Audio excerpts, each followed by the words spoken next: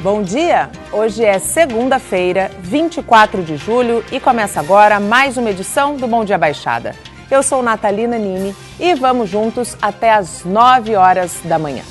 Vice-governador do estado de São Paulo e também secretário estadual de Desenvolvimento Econômico, Ciência, Tecnologia e Inovação. Começou sua carreira política em São Vicente, onde foi vereador por 2 mandatos e depois prefeito por 2 vezes, sendo que em 2000 teve a maior reeleição do Brasil com 93% dos votos válidos. Também foi 2 vezes deputado federal e o primeiro secretário de Turismo do Estado, quando criou a pasta que antes era apenas um departamento de outra secretaria. Presidente do PSB no Estado e vice-presidente nacional do PSB Nacional, sempre militou no mesmo partido, pelo qual coordenou 2 campanhas presidenciais. A última delas, do ex-governador de Pernambuco, Eduardo Campos. É advogado com pós-graduação em Direito Administrativo. Abrindo a semana, o Bom Dia Baixada recebe o vice-governador do estado de São Paulo, Márcio França. Vice-governador, seja muito bem-vindo ao nosso programa. Muito bom dia. Obrigado, bom dia a vocês, bom dia em especial para você e a todos os nossos telespectadores. Você que está em casa, a partir de agora, pode interagir através do nosso WhatsApp, que é o 13988779496. Vice-governador, abre o nosso bate-papo com a questão da ligação seca entre Santos e Guarujá. Esse é um desejo antigo de todo mundo que mora aqui. Não seria a hora de passar isso para as mãos da iniciativa privada? Pode ser uma boa alternativa, não é? A gente já teve várias passagens e vários projetos, teve até maquete, né? Exatamente. Enfim. O problema é que quando você tem um porto como é o nosso, que tem um trânsito muito grande de navios, você tem que pensar numa coisa que não interrompa o trânsito de navios, né? Porque, enfim, o Porto de Santos é muito importante. Depois, você tem que pensar num custo que a última opção que tinha, que era do túnel, é 3 vezes mais cara do que a ponte. Sim. Então, a ideia era fazer o túnel para evitar a interrupção do trânsito navio. Só que nós pegamos um período muito difícil da economia brasileira, esse é um investimento grande, o túnel custa mais de 3 bilhões de reais, né? E aí você tem que fazer opções, governar e fazer opção. Uma tecnologia inédita, né? Uma tecnologia inédita no país. Então, fazer opção. Foi feita a opção de construir o VLT, antes de fazer o túnel ou fazer outra coisa, porque o VLT teria a capacidade de poder atender mais gente, seria mais útil, enfim, o túnel ou a ponte são super importantes. E aí uma alternativa que você mencionou, que é bem possível, seria estender, porque como é que funciona isso? O Estado tem uns contratos de concessão com as concessionárias, isso. E as concessionárias, então, elas se dispõem a poder fazer mais obra se você der para ela mais tempo de contrato. Isso. Só que o problema é que o Tribunal de Contas do Estado, no início desse ano, resolveu questionar esse tipo de concessão a mais, né? Ele alega que, para ser feito isso, você teria que abrir uma nova concorrência, entendeu? Então, nós estamos resolvendo essa situação no Tribunal de Contas. Se o Tribunal de Contas entender que está correto esse formato, nós vamos voltar a poder ter uma folga, porque aí as concessionárias podem esticar obras novas em troca de mais prazo. De mais concessão. Isso, é. Ainda falando um pouquinho de mobilidade, a gente está aí perto da segunda fase do VLT, né? E há um desejo também da extensão dessa linha. O senhor acredita que seja possível estender o VLT da área continental de São Vicente até o litoral sul, atendendo aí, sim, a maior parte das pessoas que, de fato, precisam do transporte público? Eu acho que é super útil e eu diria que até mais prioritário, né? Você esticar para a área continental de São Vicente, onde tem mais de 120 mil pessoas que usam o transporte, e muitos de bicicleta, enfim, e acaba você tendo a chance de poder pegar um público novo para andar no mesmo espaço, né? Depois, o passo seguinte é você levar até Praia Grande e o Litoral Sul. Aí você tem a hipótese que o prefeito Mourão sempre pede, que seria no formato de BRT, quer dizer, como se fosse uma linha só para ônibus, ou, se você tiver fôlego, esticar com o próprio VLT. Em qualquer sentido, a área mais fácil de você ter público é esticando para o Litoral Sul, para a área continental de São Vicente e para o Litoral Sul. E aí a gente tem também uma questão de desafogar o tráfego de veículos, né? Porque a nossa região já está saturada, né? Se a gente for parar para analisar as rotas de tráfego dentro das cidades, ela já está bastante saturada. Essa é uma região antiga, né? A região mais antiga do Brasil. as ruas foram pensadas para outro tempo, né, onde as pessoas não tinham tantos veículos. Hoje, essa coisa cada um tem o seu carro, quer dirigir o seu carro, enfim. Mas eu penso que, assim, se você tiver um transporte de qualidade, como é o caso do VLT, a pessoa é capaz de deixar o carro e poder pegar o VLT, porque é muito confortável. 20 minutos você está da ponta da área continental, você vai chegar até o centro de Santos, é um belo modal. Como é que o senhor avalia a primeira fase do VLT? Ele está em implantação ainda, né? Quer dizer, eu acho que fisicamente ele é super bacana, é um negócio com muitas... Não tem comparação com um ônibus normal ou com perua, enfim, é claro que ele é muito melhor, tem ar-condicionado, com qualidade, não tem barulho. Agora, falta sincronizar faróis, especialmente aqui em Santos, né? Que ainda tem muitos faróis que interrompem. Então fica igual um ônibus parando, né? Você tem que ter uma coisa mais rápida, mais fluida. Uma linha verde, por exemplo. Uma linha verde para ele, enfim. Mas também é uma questão de tempo para adequar. E a adequação dos usuários já se fez. As pessoas já aprenderam a lidar com a compra, a passagem, enfim. Você já percebe hoje um público bem maior. E falta a integração, né, dos veículos, das peruas em São Vicente e dos ônibus em Santos, para que você pudesse ter um só sistema funcionando. A pessoa compra uma passagem só e vai usar dos dois lados isso. Ainda falando um pouquinho de mobilidade, transporte, qual é a avaliação do senhor com relação à questão do modal hidroviário? Já existem estudos para a implantação do modal aqui na região e nós temos uma ampla área que poderia e que permitiria a implantação desse modal, que seria importante não só para o porto, mas também como para o transporte de passageiros. Eu acho que de todas as experiências, talvez fosse a mais moderna, mais específica. Como nós estamos numa ilha, pelo menos esse trecho interno de Cubatão, Guarujá, São Vicente e Santos, assim, que você faz por dentro do mar fechado, né? Sim. Daria para ser feito com tranquilidade, com barcos maiores. Enfim, eu não vejo dificuldade. Agora, tem que lembrar o seguinte, cada coisa concorre com a outra. Sim. Quando você põe o VLT, você aplica 2 bilhões de reais que foi feito ali, 2 bilhões. Aí você faz agora com lancha, por exemplo, que é o que você está propondo, você vai tirar público daqui também. Quer dizer, um tirando público do outro, porque é o mesmo público, né? Não seria uma questão de integração de públicos? Não, pode ser, mas tudo isso, para ser viável, tem que se autossustentar. Se ele não se autossustentar, alguém tem que bancar. Sim. Né? Então aí fica difícil. Você tem que criar mecanismos que você vai equilibrando para que os próprios sistemas se banquem. Senão alguém tem que colocar o dinheiro, né? Como aconteceu hoje em São Paulo, na capital, e algumas cidades também, né?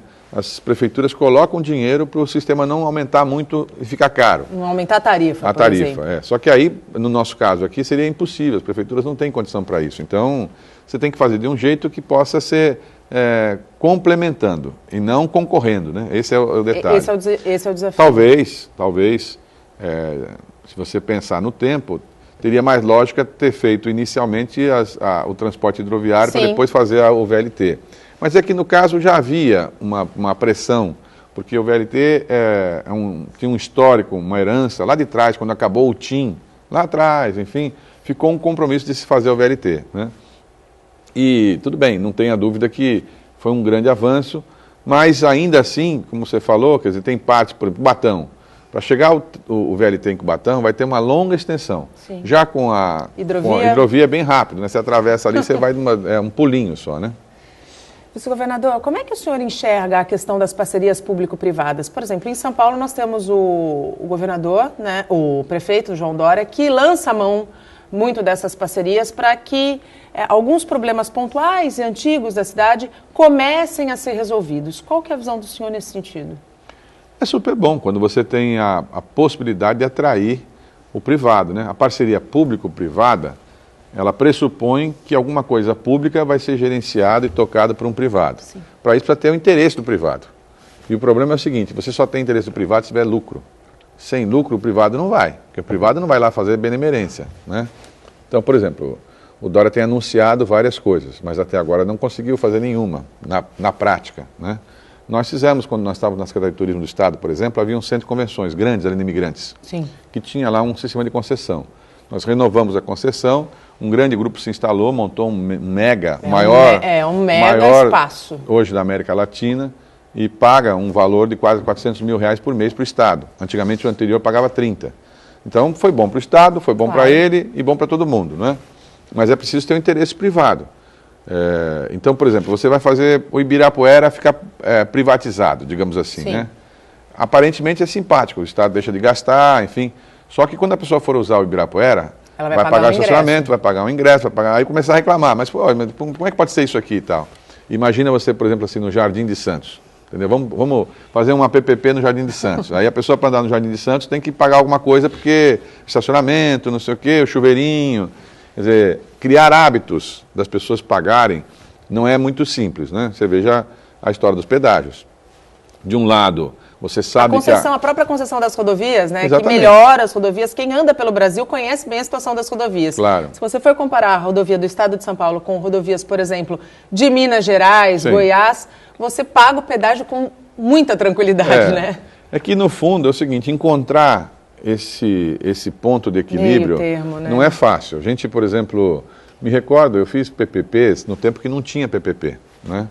Eu fiz uma no cemitério municipal, que tinha um problema grave, e fizeram um cemitério vertical dentro do cemitério municipal. Fiz aquela do posto de gasolina ali no Tapetão, que deu origem a toda a obra que foi feita a Itararé. Fiz uma outra do McDonald's lá no centro da cidade, que deu origem à reforma do centro. Enfim, fizemos algumas PPPs assim, ainda não era esse formato normal do PPP, mas era como se fosse PPP. Mas tudo polêmica. Cada uma dessas aí eu arrastei umas 10, 20 ações contra mim. Então, precisa ter coragem para poder fazer, porque você vai para o enfrentamento, né? E essa é uma ferramenta muito interessante no atual modelo do país, no atual modelo que o país vive. Se você tiver o interesse privado, você tiver força política para poder aprovar, né? E segurar, porque no Brasil, essa associação do privado com o público, ela é sempre vista com desconfiança. As pessoas acham que tem malandragem, enfim, entendeu? Então, você fazer uma coisa, imagina a PPP do teleférico, embaixo é uma área pública da União cedida para o município, em cima é uma área da Santa Casa. Você põe um teleférico ali, privado, que o sujeito vai explorar o teleférico, então você tem que ter várias passagens de autorizações diferentes, não é? Mas está lá, funciona, enfim.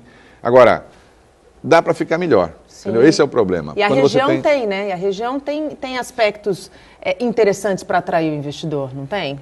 Tem. Já teve mais. O que acontece com a nossa região, né? Quer dizer, a gente veio naquele momento do pré-sal, uma certa explosão de preços. Especulação, né? Todo mundo dizendo que ia explodir, enfim. E criou-se uma sensação de preço fora do normal. O metro quadrado em Santos era o mais caro do Brasil, por exemplo. Mas não tem lógica, né? Porque não tem lógica. Quer dizer, não, assim, isso quando você força uma situação, depois vem uma frustração, né? É uma bolha, né? Como se fosse uma bolha. Hoje, a situação da Baixada, pouca gente fala, mas, por exemplo, o nosso pré-sal hoje aqui da Baixada, hoje, já é o lugar da Petrobras que mais fatura do Brasil, né? O maior crescimento. E o pré-sal de São Paulo, que era uma coisa que era incipiente, hoje o nosso royalty de petróleo já está acima de 2 bilhões de reais por ano, é um valor significativo. Ou seja, de todo lugar do Brasil, o lugar que mais lucra a Petrobras hoje é na Baixada Santista. Então, é um lugar de muito futuro, mas não vai ser naquela coisa que as pessoas imaginavam, que aperta um botão e vai cair tudo rápido. Vai ser uma coisa lenta, até porque nós tivemos essa crise com a Petrobras, que deu problema, enfim. Mas, sem dúvida, é alguma coisa de um futuro muito promissor. Falando um pouquinho de Porto, nós temos aqui toda sexta-feira um programa especialmente voltado para o Porto de Santos, que a gente costuma chamar aqui como nossa joia aqui da região. E de fato, é uma joia para a região, para o país, é responsável por um terço aí do nosso PIB. E a gente sempre bate na questão dos acessos, dos gargalos logísticos. Como é que está essa situação? A gente consegue resolver para que, de fato, quem chegue bem e tenha qualidade de atendimento aqui no maior porto da América Latina? Seria bom, porque, no fundo, assim, a gente que roda mais o Estado percebe hoje que, em especial, a chegada em Santos é muito confusa, né? A chegada pelo lado de Santos, ela ainda é muito atrapalhada para ser numa cidade do Porto de Santos, da região da Baixada, e com o porto lá. Quer dizer, é uma somatória de fatores que deveria ter uma estrutura maior. O prefeito Paulo fez as gestões necessárias, o município arrumou o recurso da parte dele, o Estado arrumou o recurso da parte dele, que é justamente num sistema igual a esse que você falou, prorrogando o contrato da empresa, e a União ficou de entrar com um terço. Aí começou o problema. A União vocês, a união que eu falo é o governo federal, né? Vocês viram o que aconteceu, o governo federal desintegrou nos últimos 12 meses, criou uma confusão, agora começa a ter uma chance de retomar. Mas como é uma obra em conjunto, você não consegue começar uma coisa sem que a outra esteja concatenada, né? Acho que agora sai, mas de qualquer maneira, sim, demorou mais do que deveria demorar. E os prejuízos são incontáveis, né? Quando a gente para pensar no que movimenta o Porto de Santos diariamente. Assim, a sensação... eu, às vezes, quando eu atuava mais no governo, fui deputado há alguns anos, e a gente fazia a defesa do Porto de Santos, as pessoas de fora daqui... Eles entendem a importância do Porto, esse governador? Não entendem, não sabem direito. Sabem, assim, que tem Santos, enfim, tem o Porto, mas não, mais do que isso, de maneira geral, a imprensa mostra o Porto de Santos aquela montoeira de caminhão, aqueles caminhões, enfim, lá parados, que tem a ver com a safra do açúcar, com a safra da soja, de grãos e tal. Se você pegar hoje os terminais de container de Santos, eles estão entre os mais modernos do mundo. Quer dizer, tem coisa muito bacana em Santos, assim, rápida. É que Santos, até pela... A cidade cresceu junto com Guarujá, no contorno do porto. Então, o que era para ser um porto, teoricamente, para tudo, e hoje ainda continua sendo para tudo, ele deveria se especializar mais no container, que é uma coisa mais rápida. Ele deveria ter um sistema ferroviário mais moderno, que permitisse, então, chegar mais rápido, sem caminhão. Né? A expectativa é que a ferrovia, em 40 anos, assuma aí quase 50% das cargas que chegam ao porto. O senhor acredita nisso? Acredito. A gente lançou essa semana passada, em Marília, o início da obra, uma obra importante, da ferrovia, que é da VLI, né, que vai pegar lá de Porto Primavera, vai vir até aqui, uma mudança inteira do sistema ferroviário, uma obra grande de quase 7 bilhões de reais, enfim. Só que tudo isso, assim, você vai trazer uma nova carga. Sim. Porque aí você começa a mexer com outra carga, quer dizer, além da carga que você já tem. Porque nós estamos perdendo fluxo. Eu fui, por exemplo, à região de Tupã. Então, produtores de amendoim. Sim, né? Os maiores produtores, né? E aí eles diziam, olha, nós estamos hoje começando a deslocar a nossa carga para ir para Paranaguá, para outro lugar, porque a gente não, enfim, não tem... Agora, se tiver a ferrovia, a gente vai pela ferrovia, né?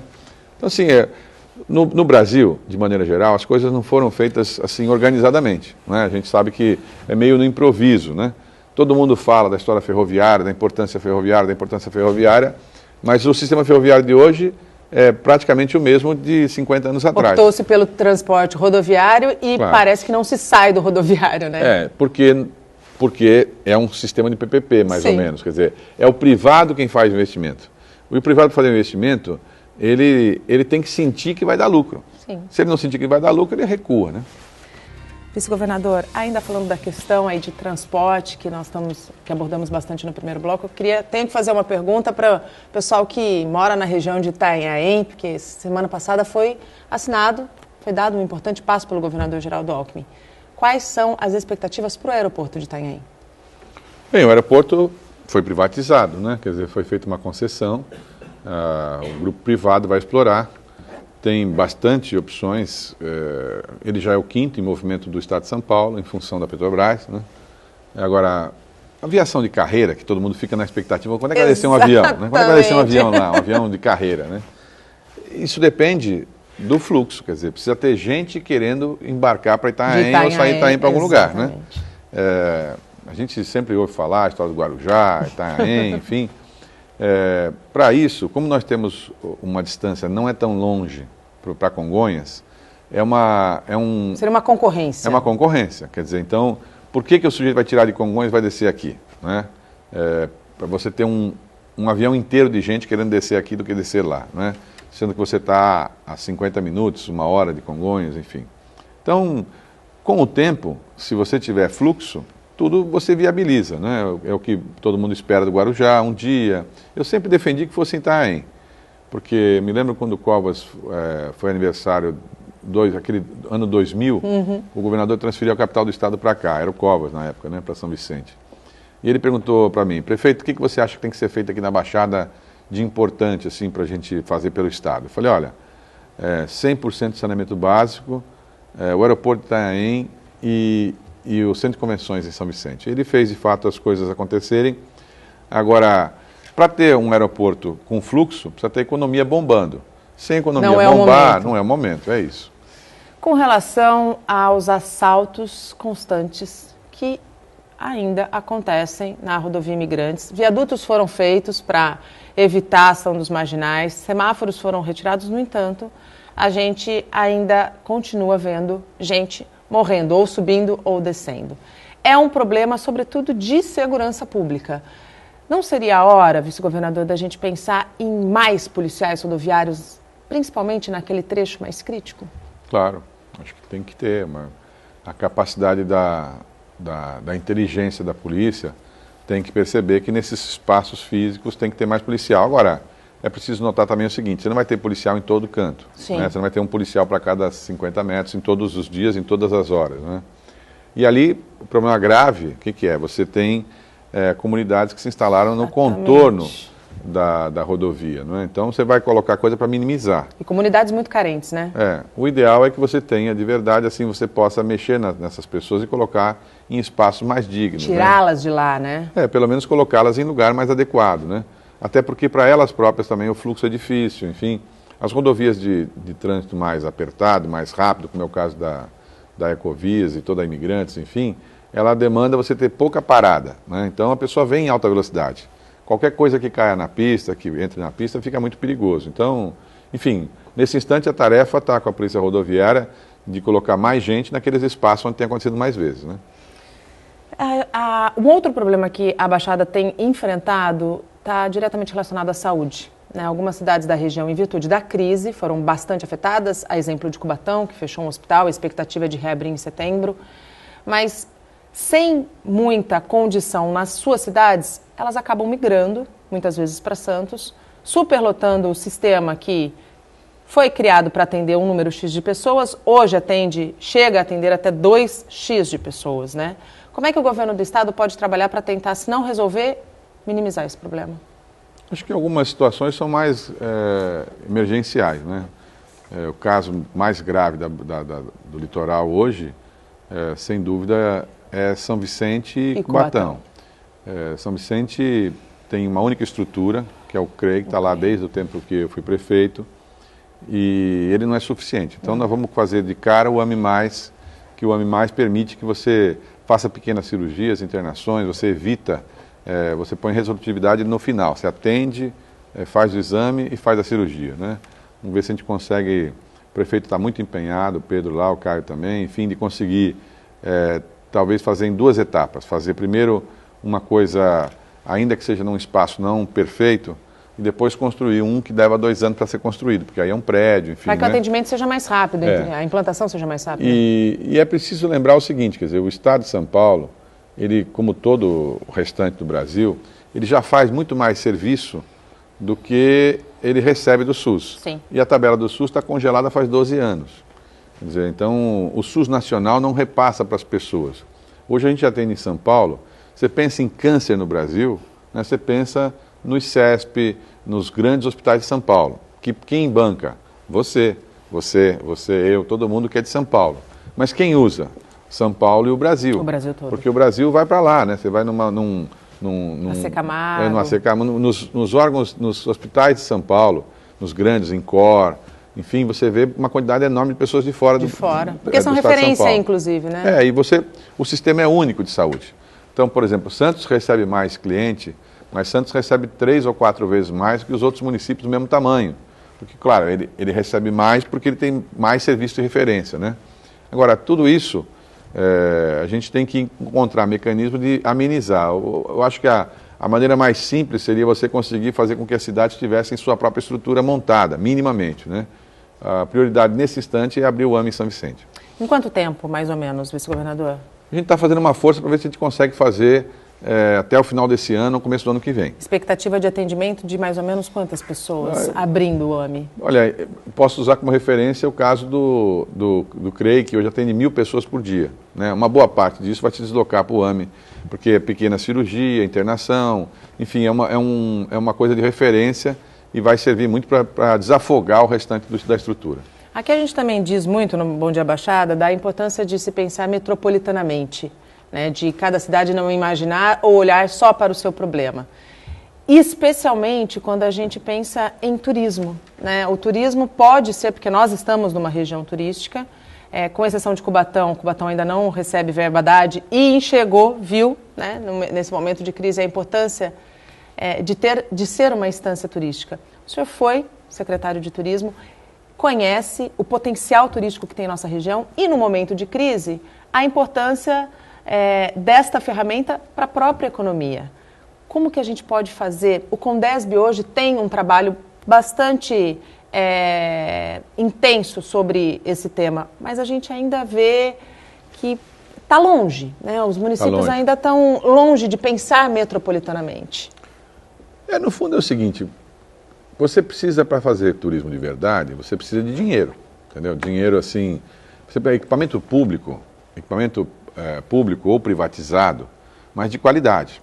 Eu menciono sempre o seguinte, nós temos a praia, sim, que é a grande atração, enfim, essa não dá para tirar porque está lá, né? Enfim, tem muitas qualidades. Mas se você não estiver na praia, como aqui chove muito, você tem que ter outras opções. Quais são as alternativas que você tem? São poucas, né? São poucas, pequenas, e as que tem são modestas, né? Que é o que a gente fala de turismo de inverno. Da Baixada é o Aquário de Santos, que é um equipamento histórico, importantíssimo, mas é uma estrutura montada, sei lá, 50 anos atrás, né? Que foi reformada, enfim, mas ele é simples para uma coisa moderna.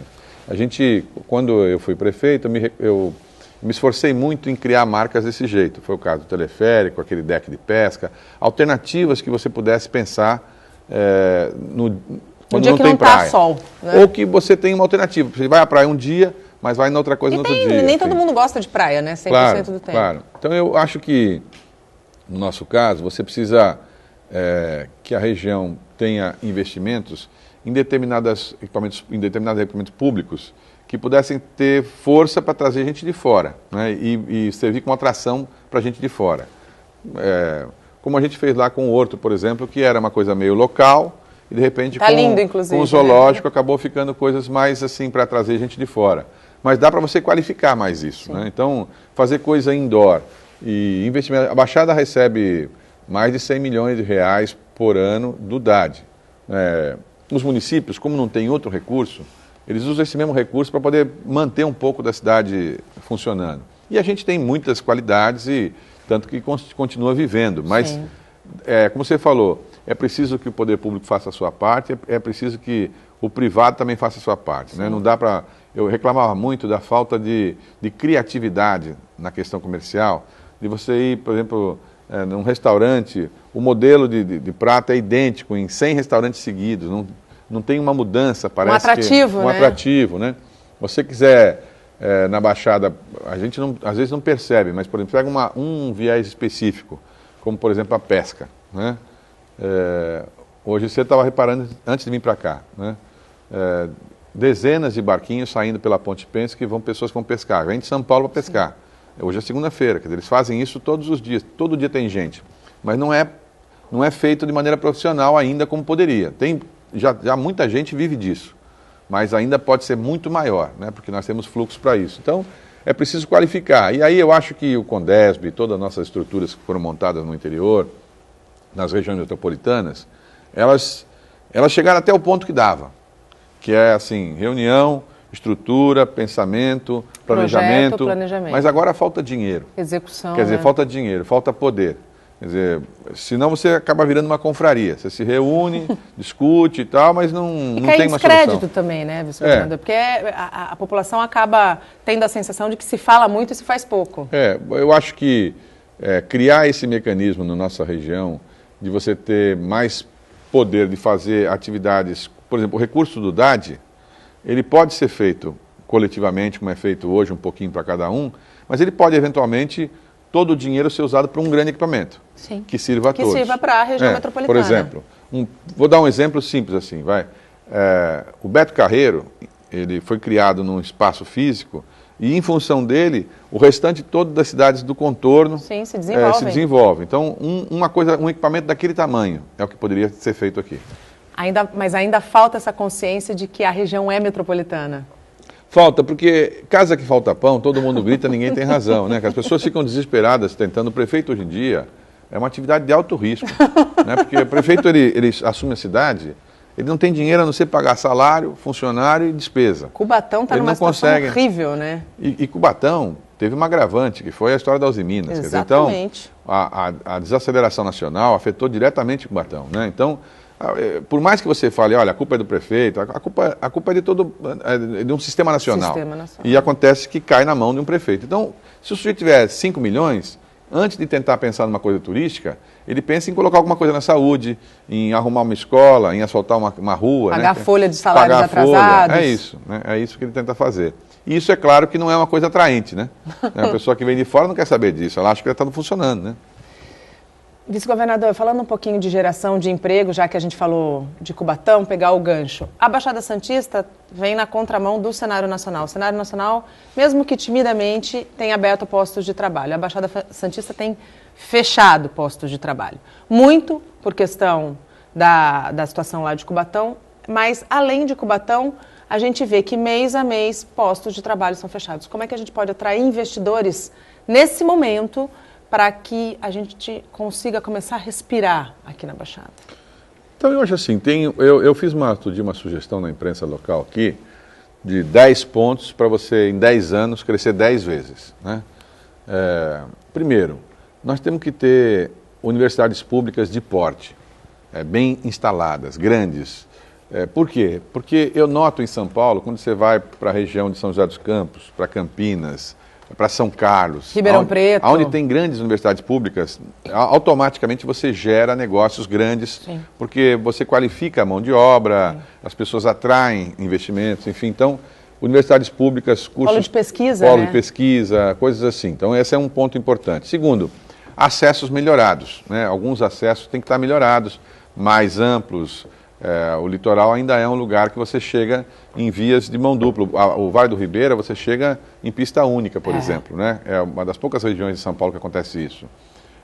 Você criar polos de atração turística mais elaborados do que nós temos hoje, não é? Seria um ponto importante. Quer dizer, você completar um circuito de saneamento básico que há anos vem e não conclui. Tá num ponto que está com 80%, mas não sai disso, né? Falta o restante. Enfim, são algumas coisas que você pode fazer, só que são todas mais demoradas. E não há recurso na Baixada para ser feito isso. Tem que ser feito com recurso estadual ou federal. Né? O federal está falido. Não é para sempre. E tudo é força política. No fundo é isso. Parece uma coisa meio assim inocente, mas as pessoas falam, eu gostaria que tivesse... uma coisa grande aqui. Uma coisa grande só surge se houver uma decisão política. Sim. Né? Eu me lembro quando foi decidido o VLT, nós estávamos na mesa, eu, o prefeito de Santos, o Paulo Barbosa e o Bruno Covas, nós éramos os 3 secretários do Alckmin do governo passado. E chegou numa reunião do secretariado e o governador tinha lá X bilhões e força para lá, um empurrar para cá. Olha, como nós éramos 3 secretários da mesma região, a gente bateu o pé e o VLT veio se instalar aqui. Foi uma decisão, numa tarde, e ela envolve 2 bilhões de reais, envolve uma série de coisas, novos funcionários, novas empresas. Quer dizer, as decisões políticas, elas atingem as pessoas em cheio lá na ponta, para o bem e para o mal. Baixada Santista tem força política? A região Eu acho que não tem força política. Não tem força, assim... Claro, tem 2 parlamentares federais, ou 3, né? Tem 3 federais, tem 2 ou 3 estaduais, é razoável isso. Mas, no fundo, assim, a força política da Baixada se dá pelo número de espaços que você consegue no ministério. Por exemplo, nós tínhamos criado um ministério, quando eu fui deputado, a gente criou um ministério que era o Ministério de Santos, que era o Ministério dos Portos. Eu briguei muito para criar esse ministério. Hoje é uma secretaria. Aí sumiu. Sumiu, desapareceu, quer dizer, quando você não tem força política, tiraram o ministério, que era um ministério específico praticamente de Santos, porque como Santos é metade dos portos do Brasil, então o ministro quase que ficava aqui. Ele tinha essa função. E a gente, quando queria falar com ele, falava com quem decide. Hoje você fala com o chefe de departamento, vai falar com o diretor, vai falar com não sei quem, vai falar com o ministro. É claro que tudo demora, né? Então, assim, eu comento, e quando Quércia foi governador, Campinas não era o que é Campinas hoje. É verdade, eu morava em Campinas nessa época. Quer dizer, quem é de lá sabe. Era uma cidade importante, enfim, mas é claro que a presença dele, sendo de lá, tinha um impacto diferente, não é? A própria região de São José hoje, que é a região do governador Alckmin, em Pindamonhangaba, São José, enfim, você vai lá, é um show. é um show de região, assim, tem algumas dificuldades, tem, mas no todo ela está em um outro patamar, né?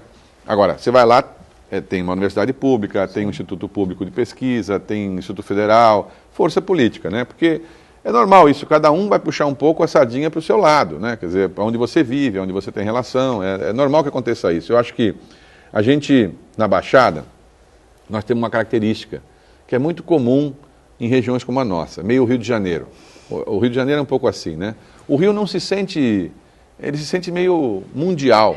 Meio do mundo. Do mundo, porque você anda no Rio, tem gente de todos os lugares, é um lugar assim meio para o mundo, né?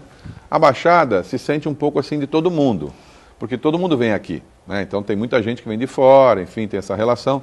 Mas tem que lembrar o seguinte, quer dizer, quem vive aqui é diferente. As pessoas que vêm de fora me encontram pelo Brasil afora e falam, poxa, Márcia, não sei que você reclama da Baixada, que ele é tão bonito.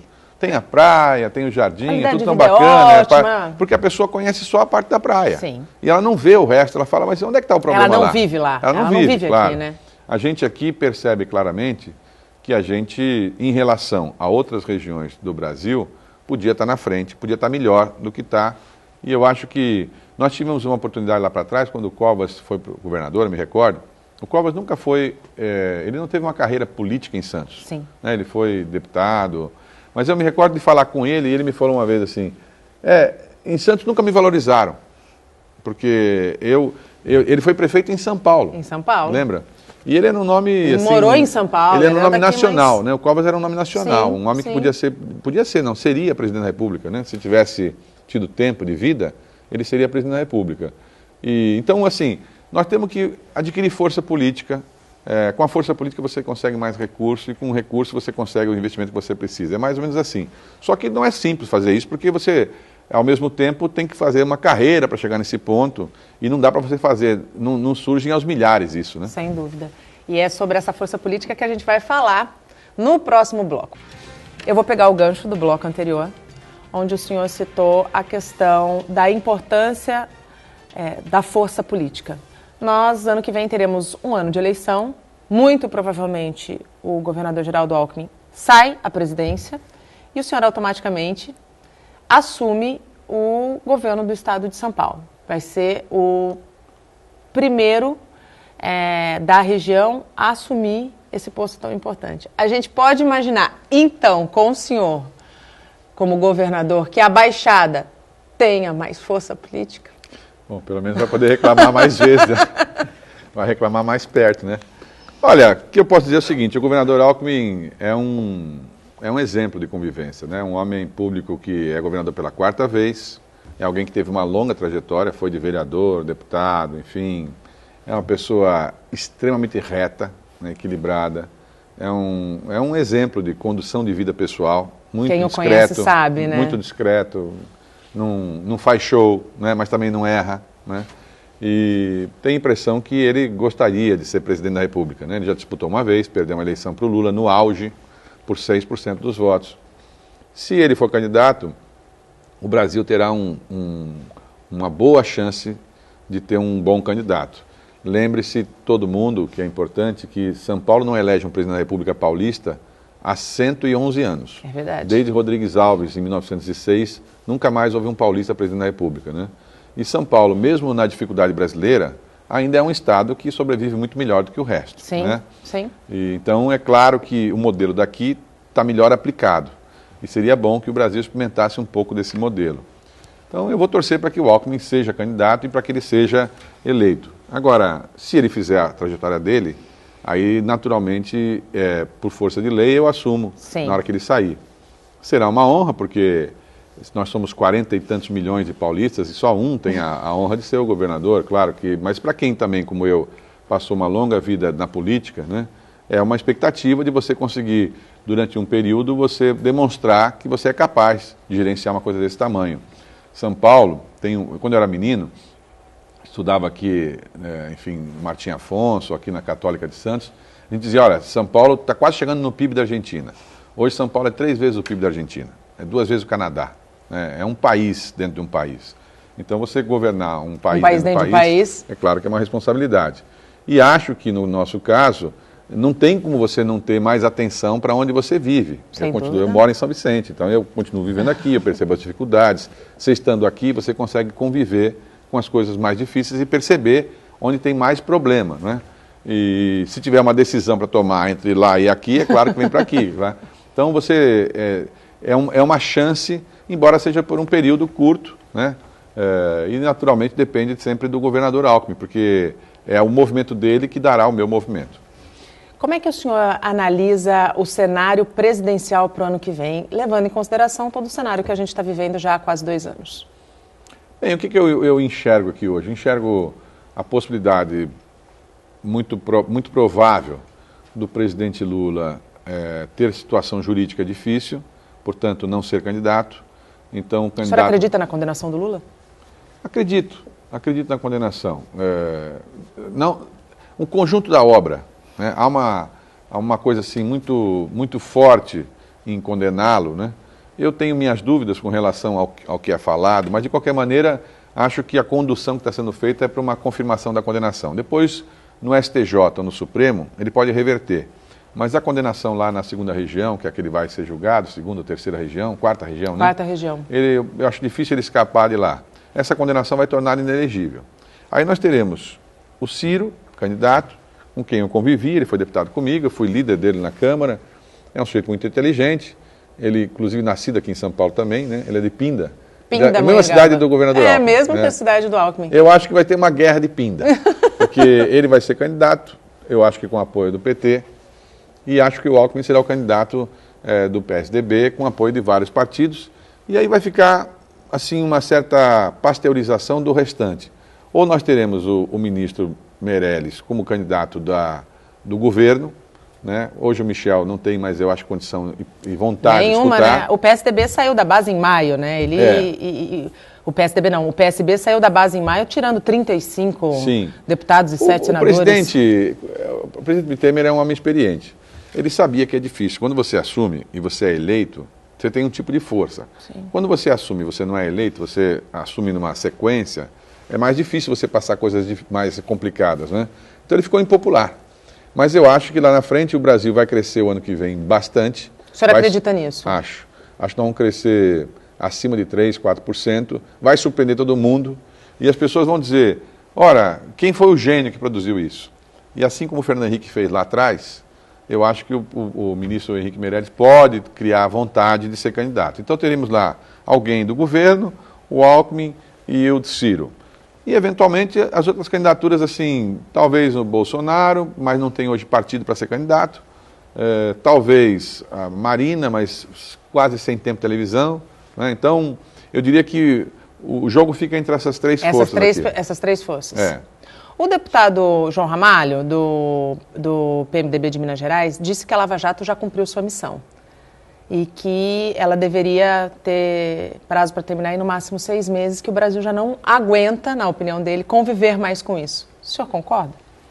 Você sabe, eu tenho dúvidas porque eu me baseei muito a nossa formação é meio italiana, né? O Brasil tem um pouco assim de italiano, né? Sim. A Itália, é muito engraçado que você vai na Itália e fala, quem é o presidente da República hoje? Porque eles trocam todo dia de ministro, a confusão da política. As pessoas acabaram aprendendo a conviver com ela. Sim. E ela fica lá acontecendo uma confusão e o Brasil e o país continua sendo tocado. Né? No Brasil aconteceu o contrário, né? O Brasil parou. A gente teve a sensação que a política derrubou a economia. Sim. Mas eu uso um gráfico que até o Clóvis preparou, mostrando que Cadê em 100 anos... o gráfico, produção? Nosso gráfico está aí. Nós temos esse gráfico. Está aí? Em 100 anos de Brasil, olha lá. Olha que coisa interessante. Olha, você está vendo aqui. Desde 1923, quando começou o problema com a Bolsa de Valores, depois, olha, quando a economia, aquele risquinho vermelho ali, é quando a economia baixou abaixo de zero. Cada vez que a economia chega perto de zero ou abaixo de zero... Ela sobe imediatamente depois. Não, mais do que isso, cai o presidente da República.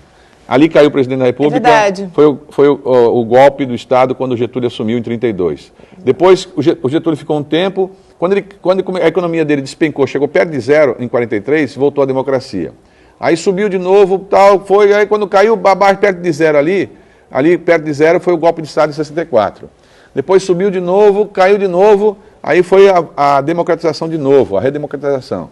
Depois subiu, caiu de novo, aí foi o golpe que tirou... O golpe não, a queda do Collor. Com a queda do Depois Collor. subiu, caiu de novo, e aí a queda da Dilma. Ou seja... A gente vai crescer. Não, peraí. E vai cair. Não, mas não é isso. A cada vez que a economia chega perto de zero, cai o governo. Cai o governo. Ou seja, não é o governo que derruba a economia que derruba o governo. E o que é interessante é que nessas 1, 2, 3, 4 vezes para trás que aconteceu isso, a economia cresceu 4% no segundo ano pós a queda do presidente. Então estamos no caminho. Se só cair um presidente, se não cair o Michel, se o Michel se segurar, a tendência é que a gente possa crescer ano que vem 4%, né? Se ele cair, vamos esticar mais 2 anos. Se não, a gente consegue, talvez, ano que vem crescer 4%. Essa é a lógica da matemática aí desses anos todos. Todos os brasileiros esperam que a gente possa crescer 4% a partir de 2018 para que a economia e todos os brasileiros consigam respirar um pouquinho mais. É verdade. O Bom Dia Baixada fica por aqui. Amanhã vamos receber o deputado estadual Caio França e o secretário municipal de saúde de Santos, Fábio Ferraz. Iremos discutir a saúde na região metropolitana. Vice-governador, muito obrigado pela tua participação conosco, por todas essas informações importantes. E já que o senhor está sempre aqui em São Vicente, seja sempre muito bem-vindo à nossa bancada. Obrigado, vai ser um prazer. Não esqueça também de curtir a nossa fanpage no Facebook, onde você encontra todos os nossos vídeos, e a nossa página no Instagram e no Twitter. Durante todo o dia você pode ficar bem informado sobre tudo o que acontece na região e no mundo acessando o Santa Portal. Eu volto amanhã, às 8 horas da manhã. Tchau!